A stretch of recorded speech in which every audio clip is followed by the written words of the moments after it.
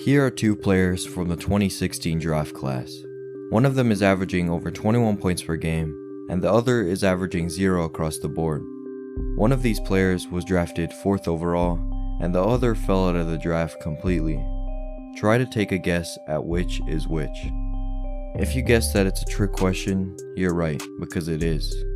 The undrafted player is the NBA All-Star Vanvleet, who in just 6 seasons has gone from a complete afterthought into the #1 option on a very solid Raptors team. Now this other guy is Dragan Bender, one of the biggest busts in the past decade, who went from being compared to Giannis to out of the league in a few years. This is a prime example that a player is much more than the pick they were drafted.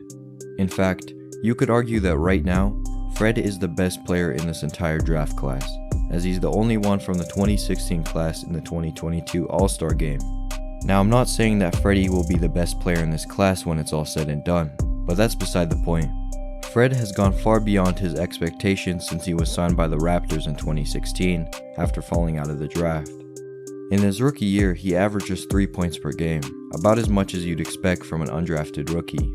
But since then, Fred has gone better every season, going all the way to become an all-star, ahead of guys like LaMelo Ball and fellow draft mate Jaylen Brown.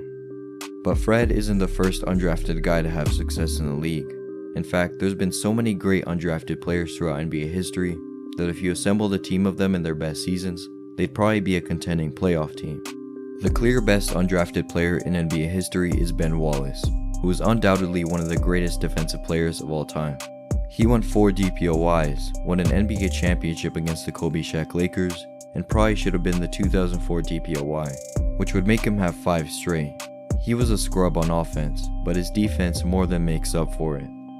Another guy is John Starks, a very solid player on the Knicks during the Patrick Ewing days, and a one-time All-Star who solidified himself as a Knicks legend.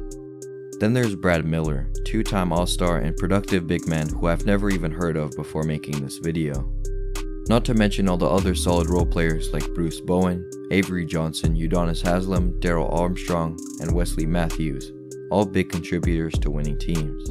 I could go on forever because there have been a ton of undrafted players to find success in the league. But during recent years specifically, the NBA has seen a surge in productive undrafted players. I can name a few off the top of my head. Leading the charge is undoubtedly Fred VanVleet, the first undrafted player to make an all-star team since Ben Wallace himself in 2006. There's a chance that Fred could go down as the greatest undrafted player ever. As of the recording of this video, Freddie is just 27 years old, so I'm willing to bet that he's still got a whole decade of basketball ahead of him. Then there's Christian Wood, who popped onto the scene last year, leading the Rockets to an 11-10 record through the first 21 games of the season before getting injured. After his injury, the Rockets would proceed to go on a 20-game losing streak, which makes a lot of sense because Wood was literally playing at an all-star level before his injury.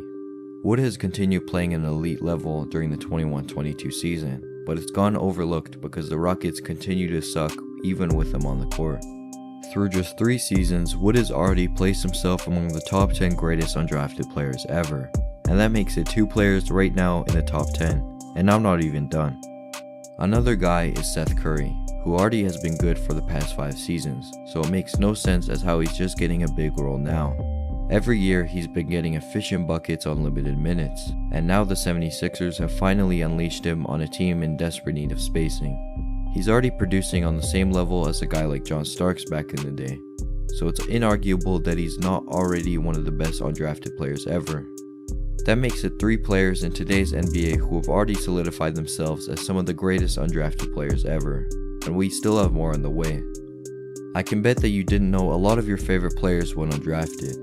Guys like Juan Toscano-Anderson, Duncan Robinson, Lou Dort, Chris Boucher, Gary Payne II, TJ McConnell, Derrick Jones Jr., Joe Ingles, Caleb Martin, and even the GOAT himself Alex Caruso all went undrafted. So the question remains, why are there so many undrafted players finding success in the league?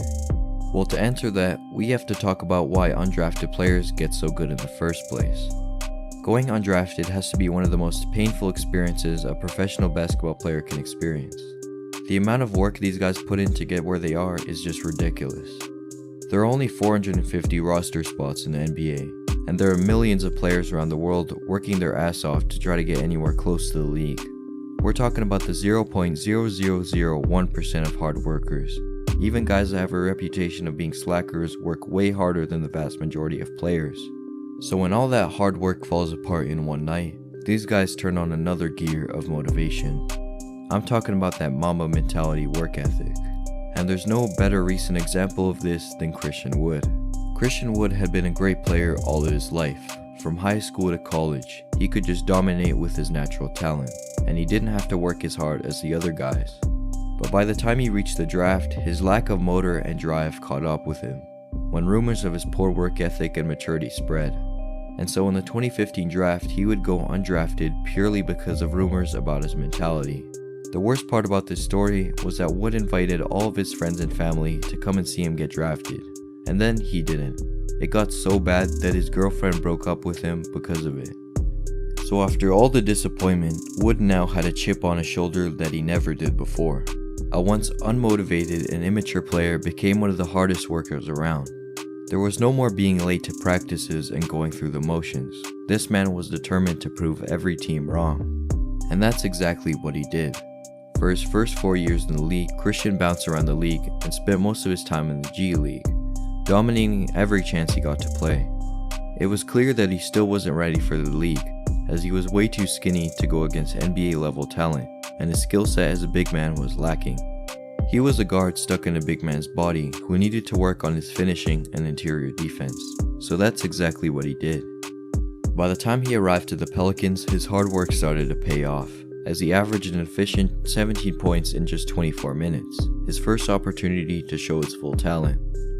After his performance with the Pelicans, the only way Wood had to go was up, dominating the next year on the Pistons and finally getting a big payday with the Rockets. Because of his hard work, Wood was now set for life with a $40 million contract, and it probably wouldn't have happened if he was selected in the draft.